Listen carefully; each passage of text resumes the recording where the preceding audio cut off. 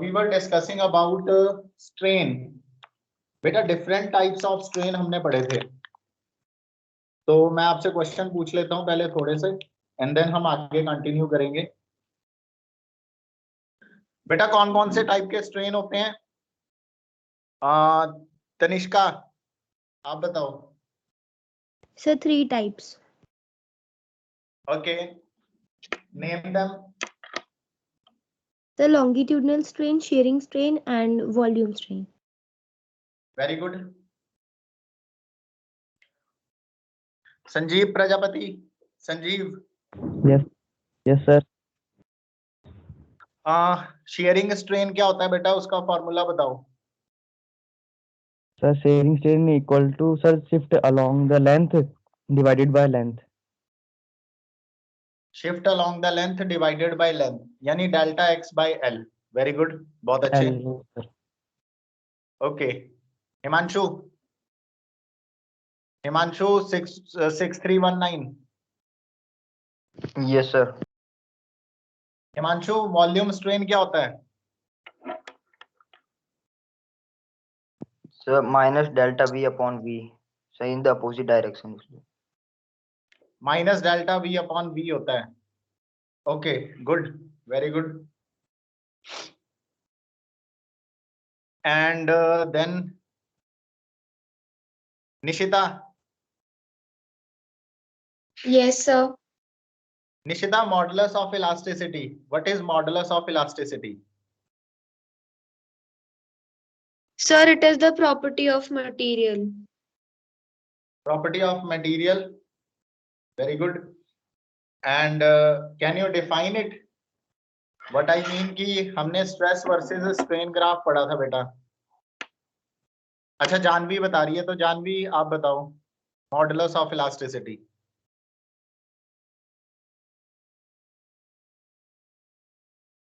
Sir, I also know the answer. Okay ठीक है, explain बेटा then. So, modulus of elasticity is basically the ratio of stress and strain. Very good, it is the ratio of stress and strain. तो stress upon strain is modulus of elasticity.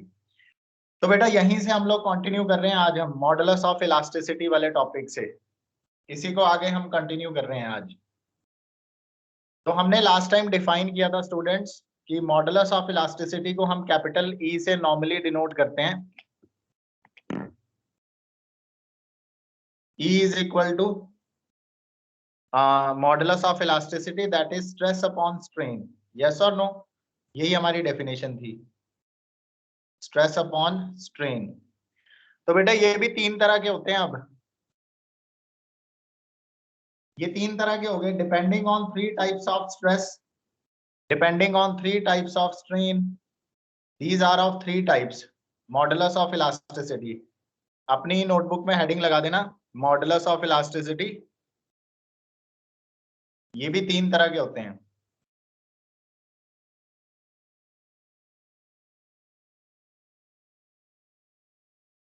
सुनाओ बेटा, जो first one है that is called Young's modulus of elasticity.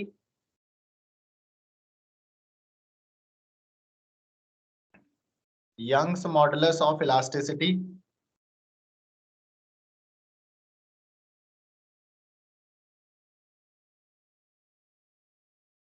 Second one is obviously you know that it is called shear modulus of elasticity बेटा, इसको वैसे shear modulus of elasticity।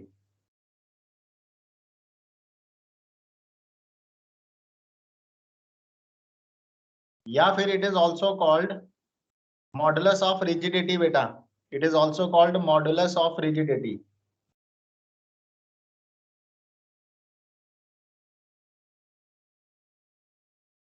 Students visible है ना सबको video? Yes, sir. And the third one is बेटा, आप ऐसे समझ के होंगे कि ये वॉल्यूम वाला होगा, इसको कहते हैं हम लोग bulk modulus of elasticity. Bulk modulus of elasticity.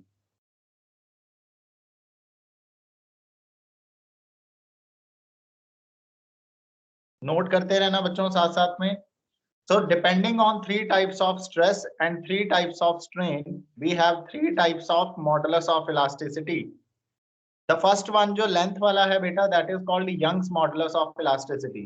सबसे ज्यादा क्वेश्चन इस पे आते होते हैं Young's modulus of elasticity पे.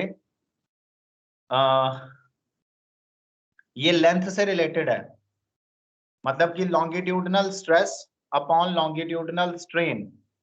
तो बेटा अगर लॉन्गिट्यूडनल स्ट्रेस और लॉन्गिट्यूडनल स्ट्रेन लोगे तो जो मॉडुलस होगा उसको बोलेंगे Young's modulus of elasticity. Second one is this modulus of rigidity. तो आप in analogy with the first, क्या कोई मुझे ये बता सकता है कि सेकंड वन की डेफिनेशन क्या होगी? Second modulus of shear strain. Sharing. Very good. It is shearing stress upon shearing strain. That is shear modulus of elasticity. And third one is bulk modulus of elasticity. ये भी आप समझ गए होंगे. Volume stress upon volume strain. Yes or no? Volume. Okay बच्चे. तो ये 3 तरह के स्ट्रेस हो गए, 3 तरह के स्ट्रेन हो गए और 3 टाइप्स के ही हमारे पास मॉडुलस ऑफ इलास्टिसिटी हैं. तो बेटा ये जो 3 टाइप्स के मॉडुलस ऑफ इलास्टिसिटी हैं, इनके फॉर्मूलाज के बेसिस पर न्यूमेरिकल्स होते हैं. So this topic is important for numericals और हम इन्हें पढ़ने के बाद न्यूमेरिकल्स प्रैक्टिस करेंगे. सर, हाँ जी. सर वो जो थर्ड है that is bulk modulus. Bulk, yes, BULK, bulk modulus of elasticity. Now बेटा सिंबल देख लो. क्या सबको पता है कि इस सिंबल को क्या कहते हैं? गामा. गामा कहते हैं ना इसे बेटा. अल्फा बीटा गामा के सिंबल सबको पता है ना. एक अल्फा होता है, this is beta and this one is gamma. Okay students, alpha beta gamma. तो बेटा ये जो सिंबल है it is gamma. So gamma से डिनोट करते हैं यंग मॉडुलस को, या आप कोई बच्चा वाई से भी डिनोट कर सकता है. वाई कहना चाहे वाई बोल सकते हैं, बट हम इसे गामा से डिनोट करते हैं. तो बेटा गामा हो गया Young's modulus of elasticity and by definition it is longitudinal strain, sorry, longitudinal stress divided by longitudinal strain. एक बारी के लिए तो मैं लिख देता हूं बेटा, longitudinal stress divided by longitudinal strain. Second category जो है हमारे पास वो है shear modulus. shear modulus of elasticity या इसको modulus of rigidity बोलते हैं. इसको कैपिटल G से डिनोट करते हैं स्टूडेंट्स और इसकी डेफिनेशन है shearing stress upon shearing strain. shearing stress upon shearing strain. Sir G को क्या बोलते हैं? बेटा G it is a symbol use for modulus of rigidity. इसके लिए हम कैपिटल G से इसको डिनोट करते हैं. ये जो shear modulus of elasticity है. ठीक है बेटा, सिंबल्स दिए हैं ना. Okay. And bulk modulus of elasticity को कैपिटल B से. तो बेटा बल्क मॉडुलस ऑफ इलास्टिसिटी हो गया volume stress upon volume strain. It is very very easy. अगर आपको शुरू में समझ आ गया तो अब ये बहुत इजी हो जाएगा कि 3 तरह के स्ट्रेस हैं, 3 टाइप्स के स्ट्रेन हैं, क्योंकि स्ट्रेस की वजह से स्ट्रेन प्रोड्यूस होता है सॉलिड में. और अब जब स्ट्रेस और स्ट्रेन है तो फिर हम उस सॉलिड का मॉडुलस ऑफ इलास्टिसिटी कैलकुलेट कर रहे हैं. So these are 3 types of modulus of elasticity. अब इनके फॉर्मूलाज भी लिख लेते हैं. Now बेटा गामा का फॉर्मूला लिखते हैं. Gamma is equal to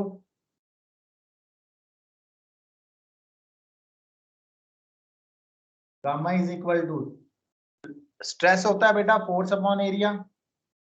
stress होता है फोर्स अपॉन एरिया और स्ट्रेन होता है बेटा delta L by L. Longitudinal strain होता है डेल्टा L बाई एल. तो बेटा गामा के लिए ये फॉर्मूला बन गया. यस और नो बच्चों? यस. देखो स्ट्रेस हो गया फोर्स अपॉन एरिया, स्ट्रेन हो गया बेटा डेल्टा L बाई एल. ये जो नीचे L होता है ये ऊपर चला जाएगा. तो ये बन गया formula for modulus, Young's modulus of elasticity. And बेटा coming to this part G, अच्छा आपको याद होगा इस केस में, तो आपको याद है ना बच्चों, जैसे हमारे पास ये वायर थी या कोई भी एक मतलब लेंथ वाली वायर है, इसकी लेंथ पहले L थी, फिर उसके बाद इलोंगेशन के बाद या कंप्रेशन के बाद इसकी लेंथ में थोड़ा चेंज आ गया। नाउ इसकी जो टोटल लेंथ बन गई that is L plus delta L। तो बेटा जो न्यू लेंथ है, जो चेंज आया लेंथ में, that is delta L change. So this delta L by L is strain and force upon area. हमने इस पे मान लो फोर्स लगाई बेटा, इस पार्ट पे इलोंगेशन के लिए फोर्स लगाई, तो this force upon this area, जो यहाँ पर एरिया रहेगा, that is stress. Is it clear ना बच्चों, सबको याद है ना ये सब चीजें? Yes. फिर हमने उसके बाद shear modulus ऑफ इलास्टिसिटी पढ़ा था, इसके लिए फॉर्मूला लिखते हैं।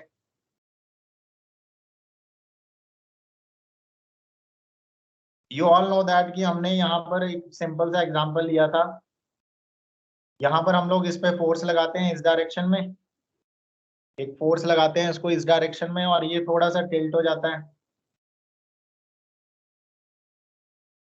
इसमें चेंज आता है यहाँ से लेके यहाँ तक, this change is delta x.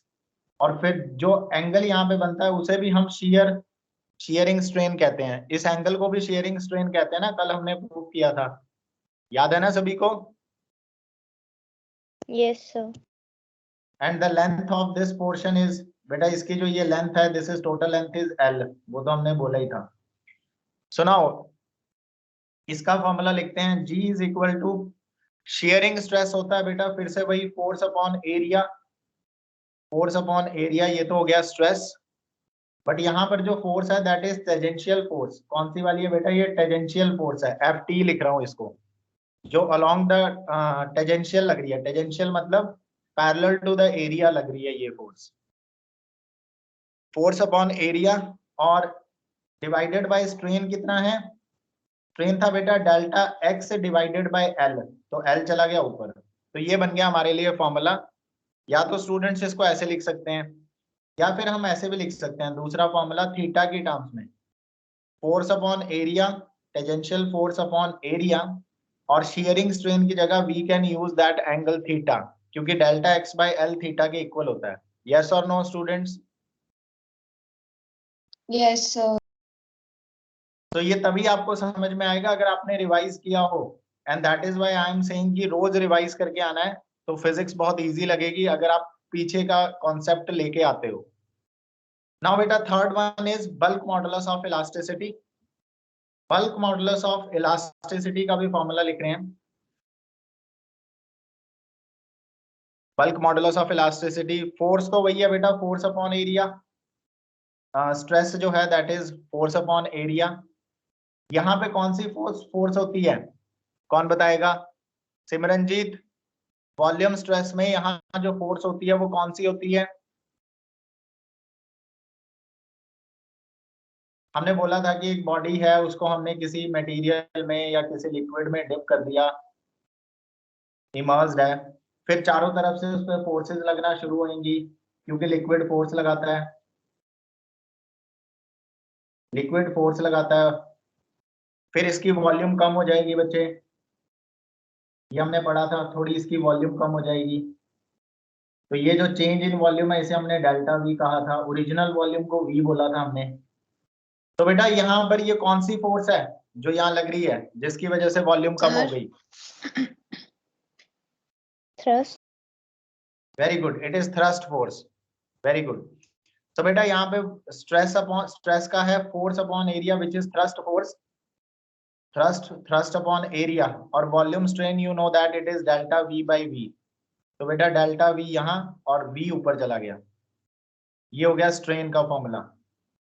तो बेटा थ्रस्ट अपॉन एरिया को प्रेशर भी लिख सकते हैं, तो हम इस फॉर्मूला को दूसरे वे में कैसे लिख सकते हैं, ध्यान से देखना। थ्रस्ट अपॉन एरिया को वी कैन राइट प्रेशर, और ये भी नेगेटिव, अच्छा बेटा ये नेगेटिव होता था तो माइनस साइन यहाँ लगा देते हैं, minus delta V by V था ना, आपको याद है वॉल्यूम कम हो रही है तो नेगेटिव लेते हैं, ठीक है। तो ये नेगेटिव क्यों लगाया, सबको समझ आ गया? Yes, sir. तो यहां से B की वैल्यू आएगी pressure which is minus P, thrust upon area को प्रेशर बोल सकते हैं, और बाकी V divided by delta V। तो बेटा इस फॉर्म में भी लिख सकते हो। What is P? P is pressure. Any doubt anyone? No, sir. So please note down these formulas. Based on these formulas हमने न्यूमेरिकल्स करने हैं। तो एक बार सभी इन फॉर्मूलाज को नोट कर लो। Young's modulus of elasticity, modulus of rigidity and bulk modulus of elasticity. Young modulus जो है ये लेंथ वाला है, longitudinal stress upon longitudinal strain. Modulus of rigidity ये बेटा शेयर वाला है, shear stress upon shearing strain. और बल्क मॉडुलस वॉल्यूम वाला है। Note all these formulas, then after that हमें अब कुछ न्यूमेरिकल्स प्रैक्टिस करने हैं ताकि कॉन्सेप्ट और ज्यादा क्लियरली बिल्ड हो जाए। And some numericals I will send to all of you for your practice based on these formulas. So आपने बेटा वो सभी करने हैं। हो गया सभी का नोट डाउन? आगे चलें। Yes, sir. Yes, sir. Okay. Now try this numerical.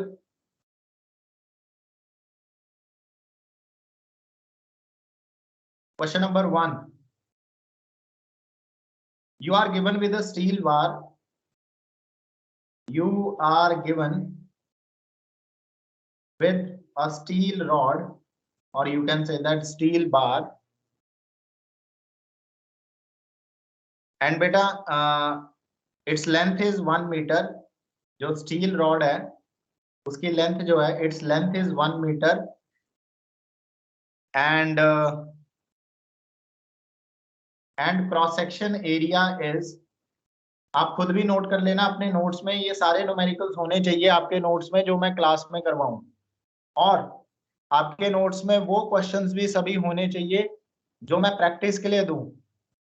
And each and every student, her student को सारे न्यूमेरिकल सॉल्व करके अपनी नोटबुक में लिखने हैं, और किसको अगर नहीं समझ आए तो मेरे पास आके वो पूछना है। आई डोंट वांट कि इस बार ही आपको न्यूमेरिकल्स में प्रॉब्लम आए। ठीक है बच्चों? Yes, sir. So you are given with a steel bar, its length is 1 meter and cross section area is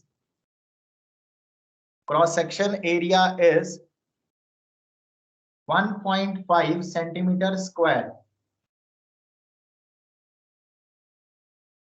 Beta, it is given that Young's modulus of elasticity for steel, gamma of steel, yani Young modulus of elasticity for steel, that is given to you. It is material property, तो steel का given होगा आपको। It is 2 into 10 raised to power 11 Newton per meter square. This is Young's modulus of elasticity. आपके पास एक steel rod है, उसकी length 1 metre है, cross section area given है, और उसका यंग्स मॉडुलस भी आपको गिवन है। Now question is find elongation. Find elongation of steel bar. Find elongation of steel bar when it is subjected, मतलब जब हम उस पर फोर्स लगाएंगे, deforming force, when it is subjected to a pull of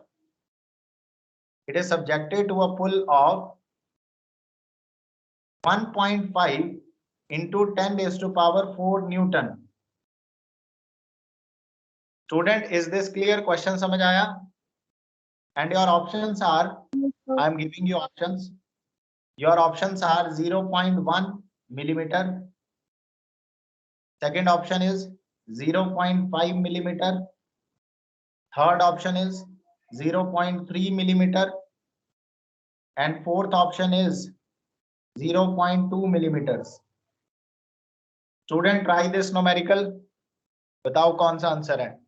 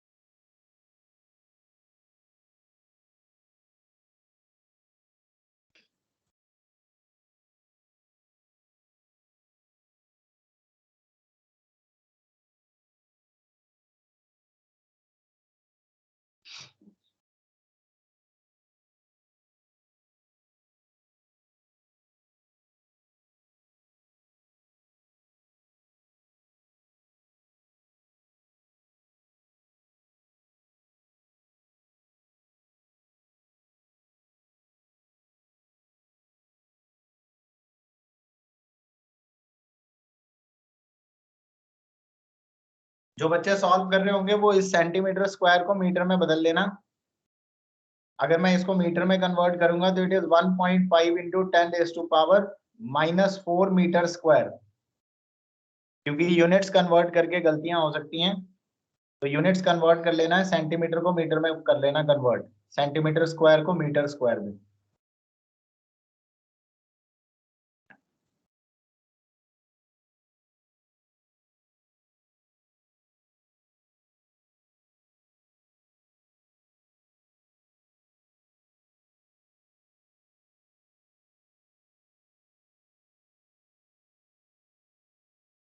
So what is the answer? आपका क्या निकल के आ रहा है बच्चे? ABCD। So option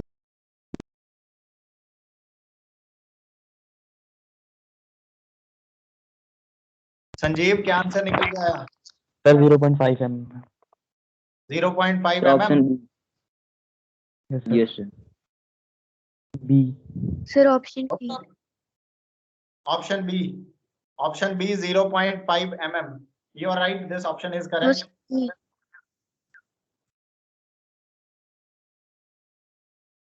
So बेटा देख लेना इसको कैसे किया हमने।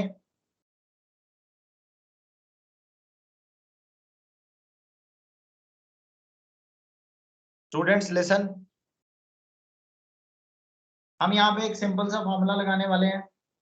Young's modulus of elasticity is equal to force upon area stress upon strain which is delta L by L, और हमें डेल्टा एल कैलकुलेट करना बेटा। तो यहाँ से डेल्टा एल कैसे निकलेगा? डेल्टा एल आएगा force into length divided by gamma into area. Everything is given to us, just putting the values. Delta L is equal to, force की वैल्यू गिवन है बच्चों, it is 1.5 into 10⁻⁴। Length is given 1 metre divided by Young's modulus of elasticity which is gamma. Steel के लिए ये भी given है 2 into 10⁻11। And बेटा cross section area is 1.5 centimetre square. When it is converted to meter square, it will become 10⁻⁻⁴ meter square. So now सारा कुछ cancel कर दो बेटा। 1.5 से 1.5 कट गया, 1/2 बन गया 0.5 इंटू 10⁻⁴, और ये 10⁻⁻⁴, टोटल बन गया 10⁸ मीटर स्क्वायर। नहीं, it is this one is 10⁸ बन गया बेटा, 10⁸ मीटर्स बन गया ये। तो बेटा जब हम इसको जाएंगे मिलीमीटर्स में कन्वर्ट करने, मीटर से मिलीमीटर में जाना हमने। 1.5 1.5 1/2, एक ये भी है 11 भी है बेटा यहाँ पे, 2 इंटू 10⁻11। तो ये 11 ऊपर जाएगा तो ये बन जाएगा -11। ये 10 की पावर्स इकट्ठी कर दी ना बेटा, 4, this -4 will go up, it will become +4, and this 11 will go up, it will become -11. So overall delta L that we will get is 0.5 into 10⁻⁻3. So beta 10⁻⁻3 it is in meters. When it is converted into millimeters, so beta it will become 0.5 millimeters. Is it clear everyone, students? Is it clear everyone? Yes, sir. So it is very simple question, directly based on formula. तो थोड़ा सा और question को twist करते हैं, नया question practice करते हैं। So now beta second question, write it down.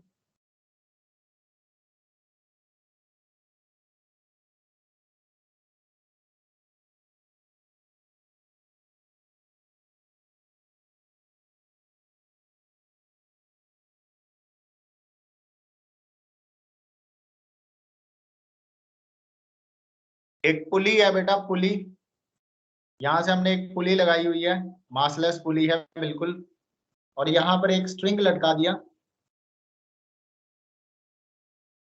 एक वेट तो हमने यहां लगा रखा है और एक वेट यहां लगा रखा है, 2 वेट लगाए हुए हैं यहाँ पे पुली पे। सुनाओ बेटा कि सपोज करो कि इसका जो वेट है इट इज 2 किलोग्राम, ये 2 किलोग्राम का वेट है, जो यहाँ हमने लगा रखा है 2 किलोग्राम का वेट, और यहाँ पर जो वेट हमने लगा रखा है इट इज 1 किलोग्राम, 1 किलोग्राम का वेट यहाँ लगाया हुआ है। एक पुली सिस्टम है, एक तरफ 2 किलोग्राम का वेट, एक तरफ 1 किलोग्राम का वेट, और ये जो वायर गिवन है हमें, this wire,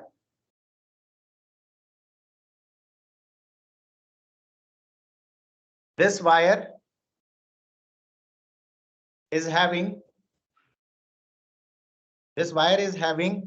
a breaking stress, this wire is having a breaking stress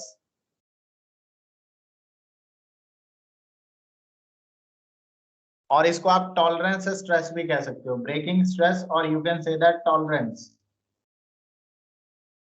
This wire is having a breaking stress or tolerance stress of 2 into 10 raised to power 5 Newton पर metre square. ठीक है बच्चे, समझ आ रही है मेरी बात?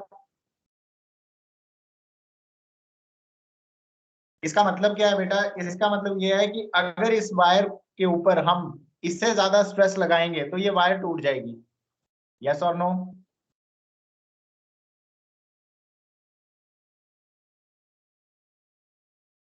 Yes, sir. इससे ज्यादा अगर आप फोर्स लगाओगे, मान लो ये आपने लोड बढ़ा दिया 2 किलोग्राम, 2 किलोग्राम, 1 किलोग्राम, मैंने इस लोड को बढ़ा दिया, सपोज यहाँ पे 5 किलोग्राम कर दिया, और यहाँ पर भी लोड इंक्रीज कर दो, यहाँ पर भी हमने कुछ 3 किलोग्राम कर दिया। तो जैसे हम लोड को इंक्रीज करेंगे तो ऑब्वियसली इस पे ज्यादा फोर्स लगेगी वायर के ऊपर, तो बेटा वायर के ऊपर ज्यादा फोर्स लगेगी तो ज्यादा स्ट्रेस होगा वायर में। यस और नो? Yes, sir.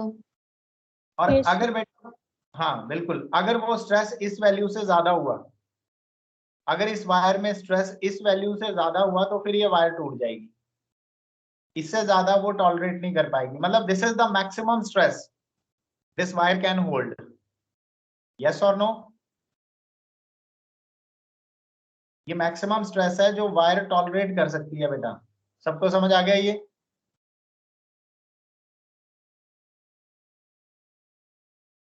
चलो ठीक है, किसी को डाउट है या नहीं? प्लीज से यस और नो, बिकॉज रिस्पॉन्स होगा तभी मैं आगे चल पाता हूँ। No, sir. नो का मतलब समझ आ गया या डाउट है कोई? No doubt, sir. सर समझ आ गया। ओके, सुनाओ, आपको फाइंड आउट क्या करना है वो बताता हूँ। फाइंड द मिनिमम, क्वेश्चन क्या है? Find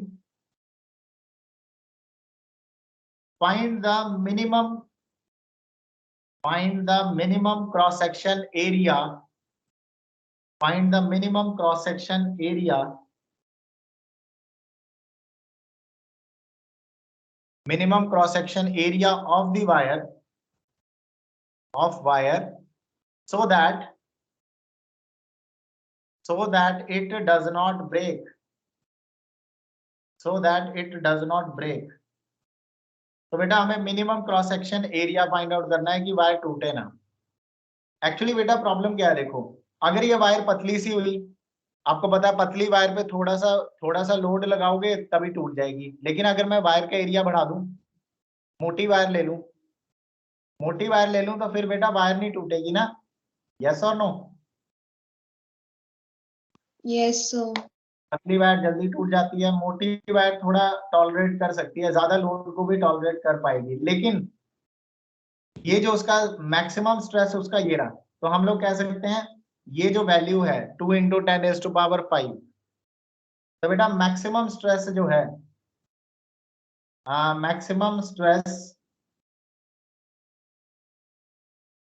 wire can tolerate, maximum stress wire can tolerate is given to us, that is equal to 2 into 10 raised to power 5 Newton per meter square. This is the maximum stress that wire can tolerate. Okay, पहले हम लोग निकाल लेते हैं कि बेटा, और stress का फॉर्मूला क्या है बच्चे? Stress is equal to force upon area, stress is equal to force upon area, यही फॉर्मूला होता है स्ट्रेस का। रिस्टोरिंग फोर्स अपॉन एरिया, लेकिन यहाँ पर तो फोर्स ही लेते हैं हम लोग। तो बेटा हमें, अगर मैं इस स्ट्रेस को मैक्सिमम कर दूं इसी फॉर्मूला में, suppose this stress is maximum, तो अगर मैं स्ट्रेस को मैक्सिमम कर दूं तो बेटा एरिया अपने आप मिनिमम हो जाएगा, यस और नो?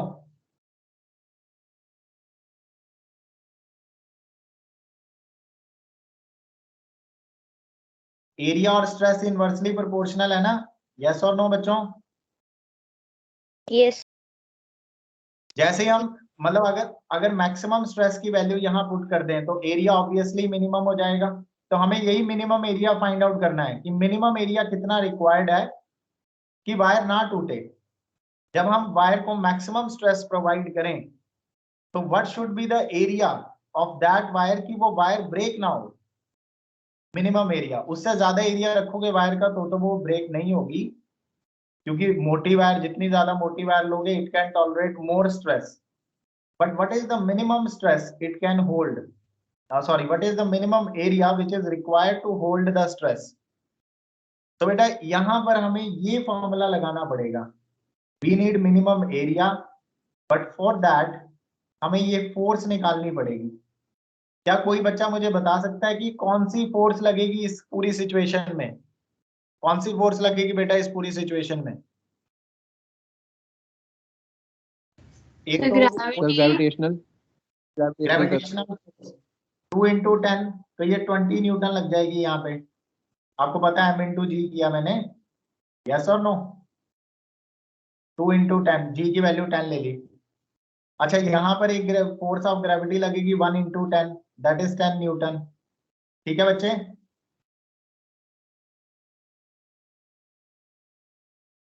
डाउनवर्ड लगती है ना, ओके। तो बेटा यहाँ 20 न्यूटन की फोर्स, यहाँ 10 न्यूटन की फोर्स। अच्छा, तो ये वाली फोर्स नहीं रखेंगे यहाँ पे बच्चों, ये वाली फोर्स नहीं लगेगी यहाँ पे। वायर पे ये फोर्स थोड़ी लग रही है बेटा, वायर पे तो ये फोर्स नहीं लग रही 20 न्यूटन और 10 न्यूटन। वायर पे तो एक और फोर्स लगेगी, मैंने आपको बताया था, स्ट्रिंग हो या फिर वायर हो या रोप हो, तो कौन सी फोर्स लगती है? Very good, it is force, yes it is force of tension. बेटा यहाँ पे टेंशन फोर्स लगेगी away from the body, T tension यहाँ पे, away from the body T tension यहाँ पे।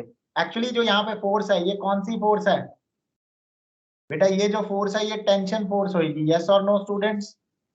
तो अगर हम ये टेंशन फोर्स कैलकुलेट कर लें तो हमें बात बन जाएगी हमारी। ठीक है,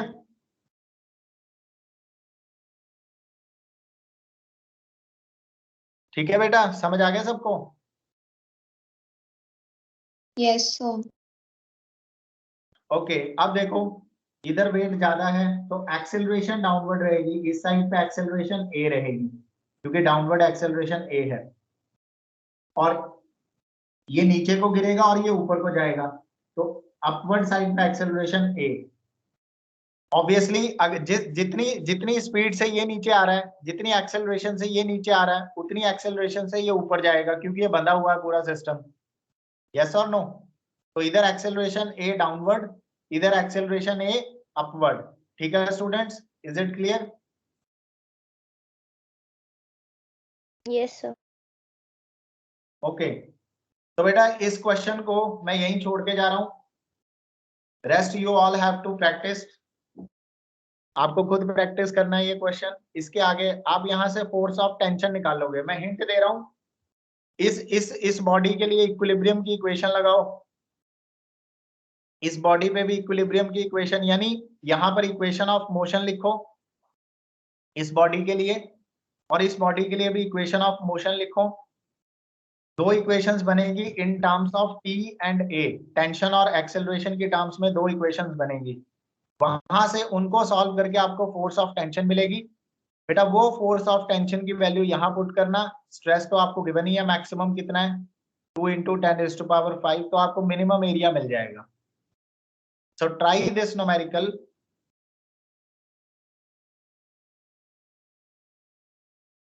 अभी के लिए बेटा ये मैं आधा छोड़ रहा हूँ, कल हम नेक्स्ट क्लास में इसको कंप्लीट करेंगे।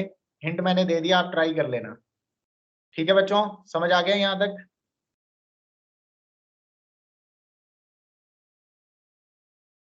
Yes, sir. Okay. Thank you, everyone. Thank you. Wait a minute.